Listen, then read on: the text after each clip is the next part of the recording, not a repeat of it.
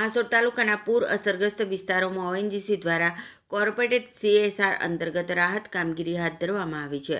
રાજ્યના મંત્રી ઈશ્વરસિંહ પટેલની સૂચનાના અનુસંધાને આ રાહત કાર્યનું આયોજન કરવામાં આવ્યું હતું. આસરમાં ગામ ખાતે પૂર અસરગ્રસ્ત પરિવારોને 1000 અનાજની રાહત કીટનું વિતરણ કરવામાં આવ્યું હતું. ઓએનજીસી દ્વારા કુલ 2000 રાહત કીટનું વિતરણ કરવામાં આવ્યું, જેમાં 500 કીટ નર્મદા જિલ્લામાં, 500 કીટ નેત્રંગ તાલુકામાં તેમજ 1000 કીટ હાંસોડ તાલુકાના પૂર અસરગ્રસ્ત ગામોમાં પહોંચાડવામાં આવી હતી. હાંસોડ પંથકના ઓભા, પાંદરોલી, આસરમાં, બાલોટા, કટિયાજાળ અને હાંસોડ સહિતના પૂર પ્રભાવિત ગામોમાં રાહત કીટનું વિતરણ કરવામાં આવ્યું હતું. આ રાહત સામગ્રીથી પૂરથી પ્રભાવિત પરિવારોને તાત્કાલિક સહાય મળી રહી છે.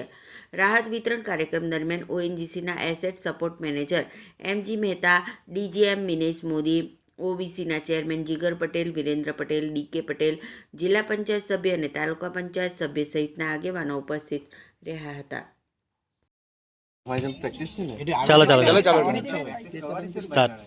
છેલ્લા અઠવાડિયે પડી રહેલ અતિભારે વરસાદને લીધે કીમ નદીને અડીને આવેલા ગામોમાં અને નીચાણવાળા વિસ્તારોના ઘરોમાં પાણી ભરાયા હતા.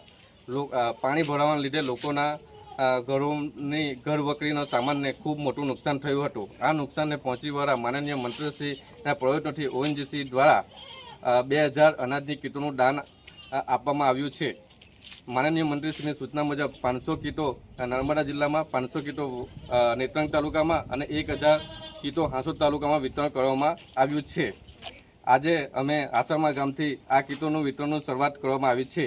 હું મારી ટીમ વતી ONGC અંકલેશ્વર, માનનીય મંત્રી શ્રી ઈશ્વરસિંહ પટેલ અને ONGCના અસેટ મેનેજરનો હૃદયપૂર્વક આભાર વ્યક્ત કરું છું.